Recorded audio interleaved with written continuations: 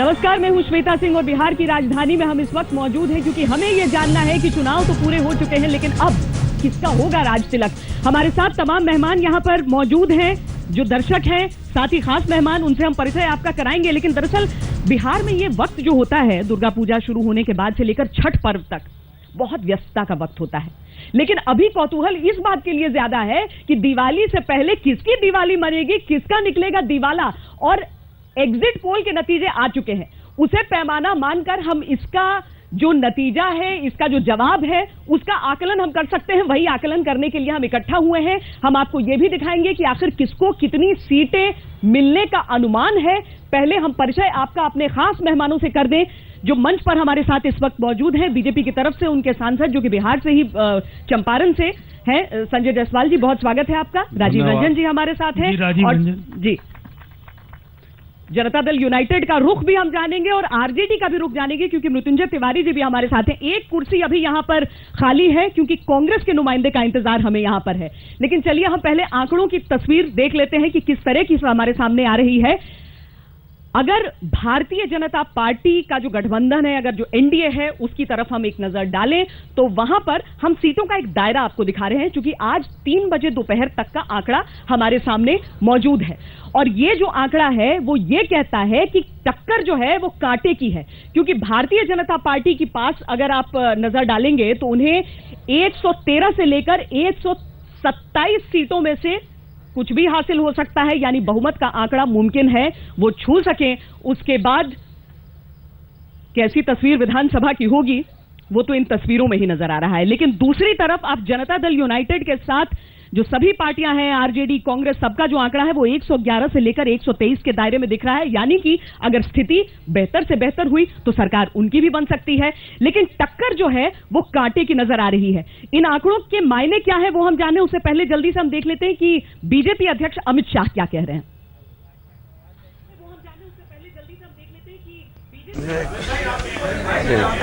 मैं 8 तारीख को बोलूंगा। मैं 8 तारीख को बोलूंगा। मैं 8 तारीख को बोलूंगा। तो अमित शाह अभी कुछ बोलना नहीं चाहते, 8 तारीख को सीधे बोलना चाहते हैं। हम साथ में आपको यह भी दिखा देते हैं कि जो वोट प्रतिशत है उसकी तस्वीर कैसी है। उसमें थोड़ा सा फायदा भारतीय जनता पार्टी गठबंधन को दिख रहा है, क्योंकि लेकिन बहुत ही मार्जिनल फायदा यहां पर दिख रहा है, क्योंकि जो भारतीय जनता पार्टी का गठबंधन जो एनडीए है उसके पास 41% वोट अगर जाते दिख रहे हैं तो दूसरी तरफ 40%। ये 3 बजे दोपहर तक के आंकड़े हम आपको एक बार फिर बता सकते हैं। 1% का फासला बहुत बड़ा फासला नहीं होता है। हां, सीटों के लिहाज से कैसे कन्वर्ट होता है इसमें तस्वीर बहुत हद तक बदल जाती है। अमित शाह ने क्या कहा था वो हमने आपको सुनाया था। लालू प्रसाद यादव लेकिन 8 तारीख का इंतजार नहीं करना चाहते हैं, वो जीत का दावा कर रहे हैं। क्या कह रहे हैं, कितनी सीटें अपने हिस्से में बोल रहे हैं, वो सुनिए। अलग अलग चैनल अलग अलग एग्जिट पोल दिखा रहे हैं। इस वक्त हमारे साथ मौजूद हैं टीवी के सामने बैठे और हर एग्जिट पोल पर नजर रख रहे आरजेडी के प्रमुख लालू प्रसाद यादव। इनका खुद का भी एग्जिट पोल तैयार है। सर, आपका एग्जिट पोल क्या कहता है? ये लोग अलग अलग देंगे। अब इन लोग को मैं झुठलाना नहीं चाहता हूं, लेकिन सच ये है कि महागठबंधन को बिहार के चुनाव में 190 सीट आ रहा है। 190, 190। तो आप कह रहे हैं कि बीजेपी का सुपड़ा साफ हो गया। कितना दिन से बोल रहे हैं, हमको तो मालूम हुआ रिलायबल सोर्सेस से कि नरेंद्र मोदी जी रिजल्ट के बाद प्राइम मिनिस्टरशिप से रिजाइन करके गुजरात वापस जाएंगे।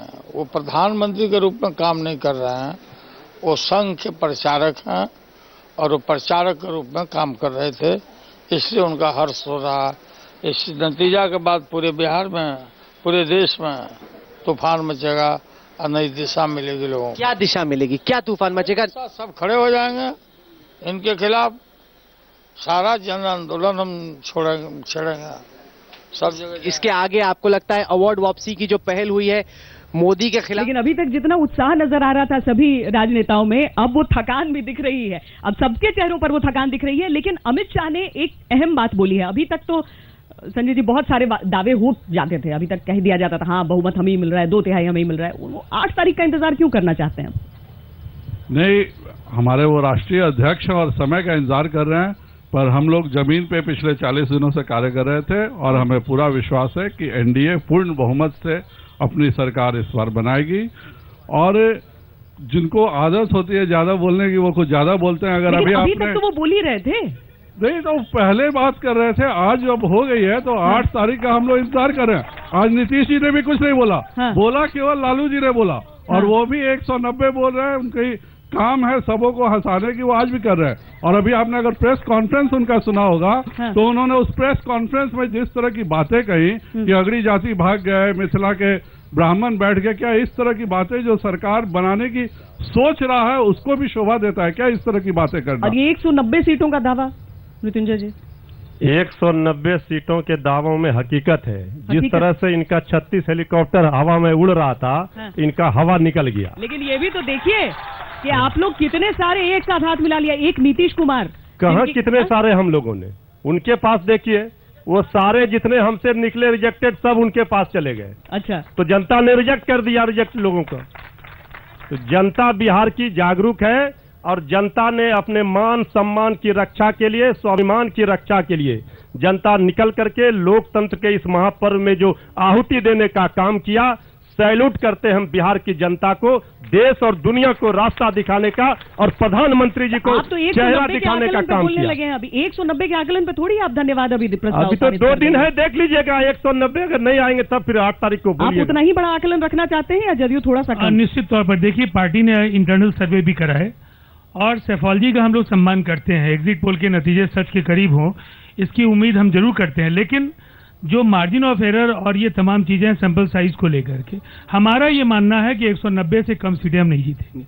और बिहार में जो नीतीश कुमार जी का विश्वसनीय नेतृत्व है, बिहार में जिस तरीके से विकास के कार्य हुए हैं, और दूसरी तरफ चंदा मामा की कहानियां थी, तो जनता ने जमीन पर यकीन किया है और इसीलिए एक अभूतपूर्व जनादेश की ओर बिहार बढ़ रहा है। एग्जिट पोल के नतीजे ने नकारा नहीं है दोनों में से किसी पार्टी को। इतना समझ लीजिए, किसी को भी। मैंने प्रचंड जनादेश की बात की है। आप कह रहे हैं प्रचंड जनादेश है। आपको ये जो आंकड़े हम दिखा रहे हैं, वो आपको लग रहा है कि ज्यादा करीब है सच्चाई के, या फिर वो 190 जैसा प्रचंड बहुमत? मुझे पूरा विश्वास है कि बहुमत भाजपा को मिलेगा।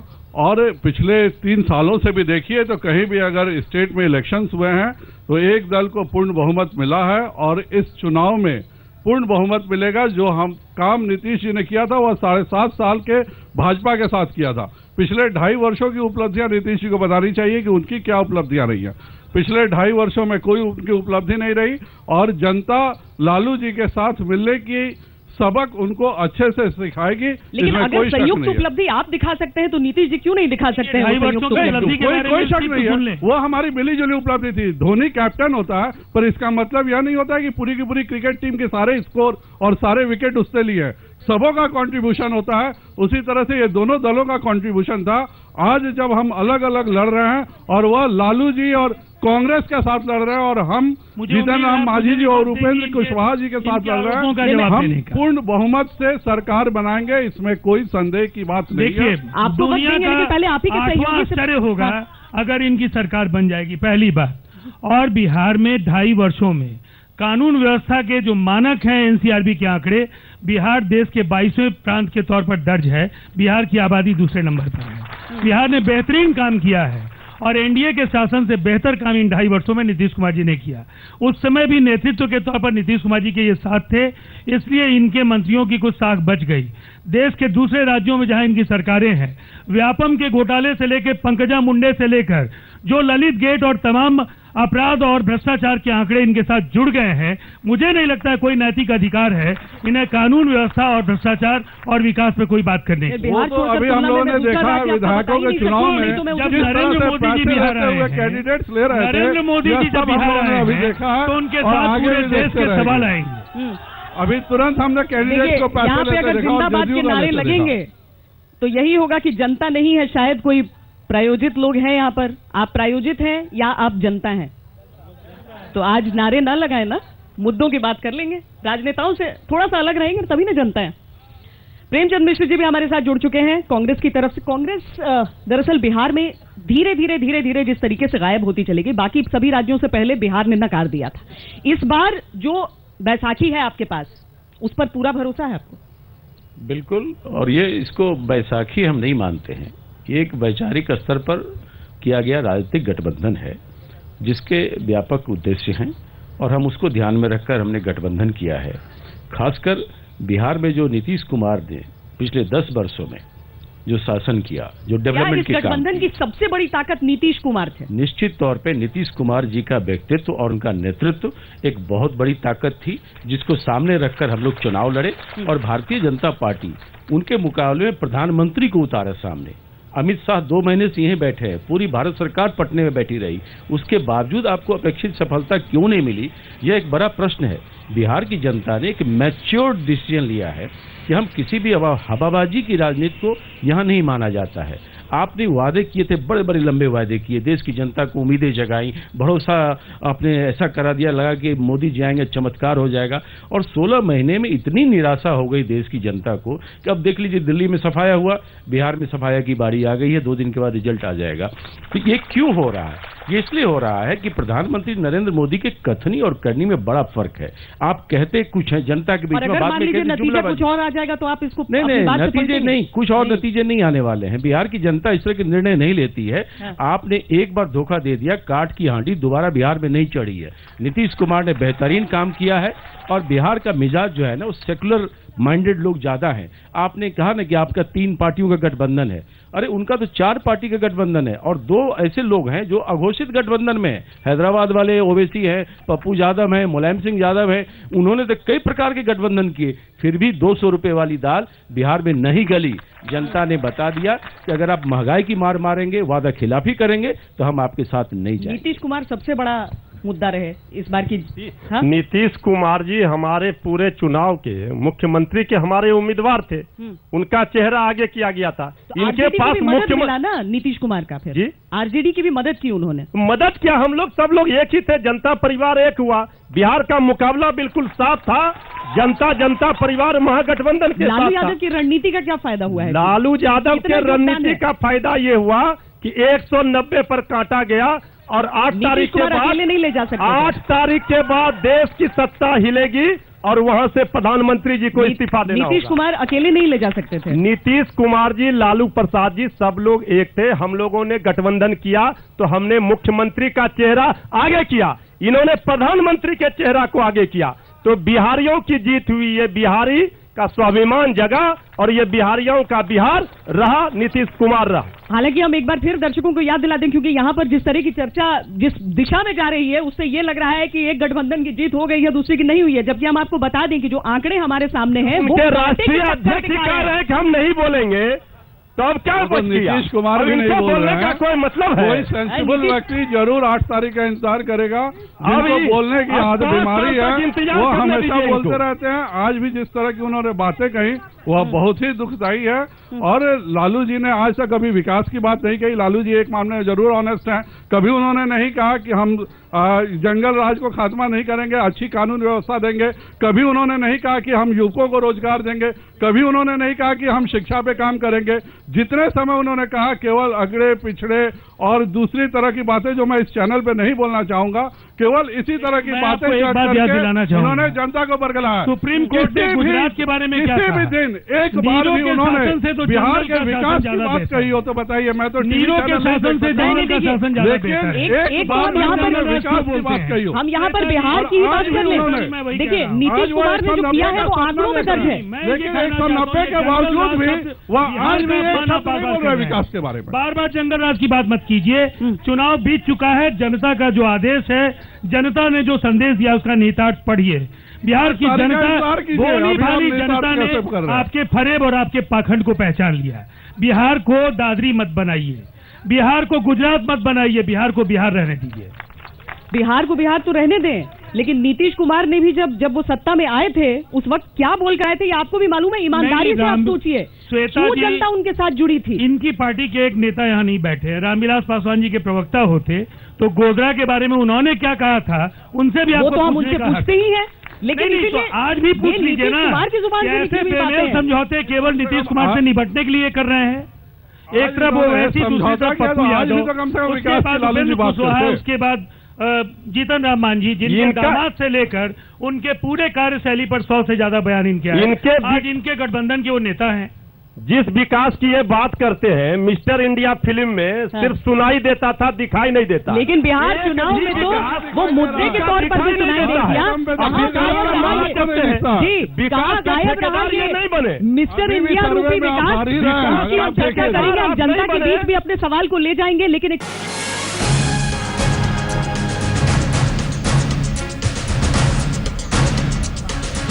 किसका होगा राज तिलक, ये सवाल सबके सामने खड़ा है इस वक्त कि बिहार की गद्दी कौन संभालेगा। दरअसल जो नतीजे हमारे सामने आ रहे हैं और दोपहर 3 बजे तक के आंकड़े हम आपको बता दें, उसके हिसाब से तो कांटे की टक्कर नजर आ रही है। हम अब कुछ लोगों की भी राय इसमें ले लेते हैं। बताइए मैम, बिहार में अभी तक IT सेक्टर का डेवलपमेंट नहीं हुआ, वो कब तक होगा? ठीक है, नीतीश कुमार जब अगली सरकार जब उनकी बनी हुई थी पिछली वाली, तो उन्होंने कहा था कि वाईफाई की कनेक्शन बिहार में बहुत ही अच्छी होगी, बट अभी तक इसका कोई मतलब ये नहीं हो पाया। अच्छा, उसका क्या होगा? चलिए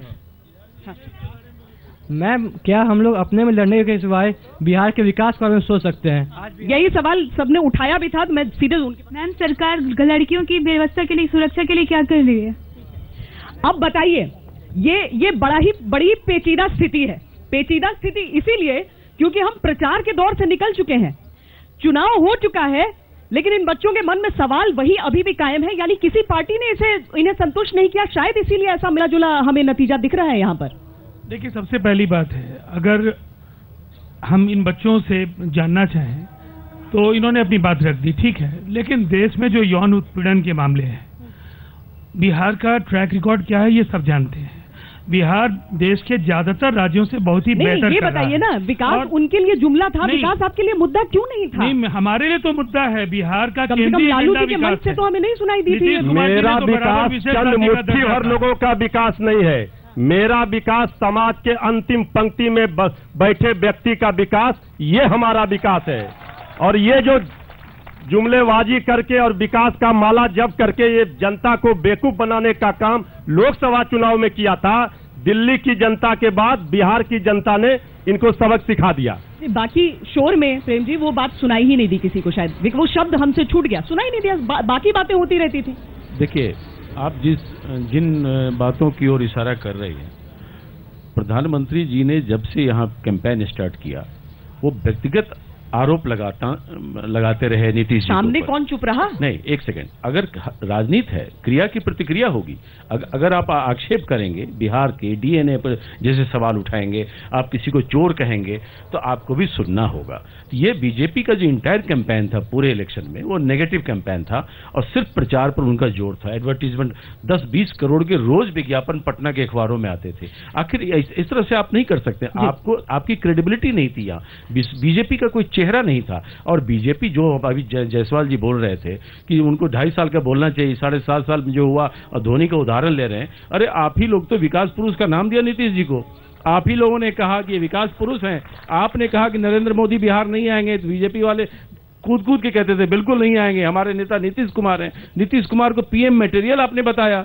जब नीतीश कुमार को पीएम की योग्यता है, तो चीफ मिनिस्टर के लिए आप उनकी आलोचना कैसे कर पाएंगे? मैं समझता हूं बिहार में हालांकि आंकड़े अभी कांटे की टक्कर दिखा रहे हैं, लेकिन आपका मर्सिया लिखा जा रहा है बिहार के अंदर की वजह भी। क्योंकि 1 और 3 बैठे हुए हैं, तो 3 बातें कर रहे हैं और मैं अकेले बोल रहा हूं। पर सच यही है कि आपके भी आंकड़े हमारी दिखा रहे हैं कि हम ज्यादा सीटों पे जीत रहे हैं। और इतना ही नहीं, विकास पे ही हम लोगों ने बात किया, हमने पैकेज की बात की, हमने बिहार में जो राशि मिली उतना भी यूटिलाइजेशन पिछले 2 सालों से नहीं हो रहा है। इसका इनको जवाब देना चाहिए। ये बिल्कुल गलत आरोप है। आगे देख लीजिए, मैं आपको बता रहा हूँ, आपने 2000 करोड़ का आपने जो पैकेजिंग की बात आपने की, आज उसके पूरे खुलासे को हम लोगों ने ऑफिशियल वेबसाइट पर जारी कर दिया है और राज्य सरकार की वेबसाइट पर आपके पूरे पैकेज का ब्यौरा उपलब्ध है। जहां तक स्पेशल कैटेगरी स्टेट का सवाल है, प्रधानमंत्री जी ने किस तरह की बेईमानी की है पिछली सभाओं में आप सुन लीजिए। बतौर उम्मीदवार बिहार आए थे और उन्हें बार बार ये कहना पड़ा बिहार की जनता को कि बिहार में विशेष राज्य का दर्जा मिलेगा, जब उनके मंत्री और अरुण जेटली ने भी कहा कि विशेष राज्य का दर्जा बिहार को नहीं मिलेगा। ये कितनी बड़ी बेईमानी है बिहार के लोगों के साथ, जबकि विकास की कुंजी हम मानते हैं, विशेष राज्य का दर्जा दीजिएगा और जो विकास हमने संसाधनों के अभाव के बावजूद किया है उसको पर लगेंगे। और कांग्रेस ने भी मांग लिया है, कांग्रेस ने भी नहीं दिया था दिल्ली में, कांग्रेस की सरकार पूरी लड़ाई को जवाब लेंगे सहयोगी। हमारे समय में जब इस तरह की बात आई थी तो हमने रघुराम राजन की अध्यक्षता में कमेटी बनाई थी। जो क्राइटेरिया था, नहीं क्राइटेरिया जो था, उस क्राइटेरिया पर किसी भी स्टेट को, बिहार जैसे राज्यों को स्पेशल स्टेटस हम नहीं दे सकते थे, लेकिन रघुराम राजन कमेटी ने अपनी कुछ सिफारिशें की, वो सिफारिशें सरकार को दी गई, तब तक सरकार बदल गई। लेकिन जिन लोगों ने ये वादा किया कि मोदी जी प्रधानमंत्री बनेंगे तो बिहार को हम विशेष राज्य का दर्जा देंगे, वो फिर मुकर गए, तो वो धोखाधड़ी हुआ। हम तो उसमें एक कदम आगे बढ़ाए थे। तो हमारे और बीजेपी में यही अंतर है, ये झूठ बोलते हैं, धोखा देते हैं, हम जो कहते हैं वो करते हैं। दरअसल अभी जनता की जो राय है, अभी जो जनता की राय है जो एग्जिट पोल की शक्ल में हमारे सामने आ रही है, उसमें बराबरी का आकलन है दोनों का। बराबरी क्यों है आखिर, इस पर हम विस्तार से आगे बढ़ेंगे, चर्चा करेंगे। बहुत सारे ऐसे लोग हैं जो बोलना चाह रहे हैं। इस ब्रेक के बाद जब लौटेंगे तो कई लोगों से यहां पर भी बातचीत होगी और हम आंकड़े आगे के आपको फिर दिखाएंगे। हमें बस इंतजार है कि कैसे जैसे ही वोटिंग खत्म हुई है उसके बाद की सूरत हमारे सामने हो।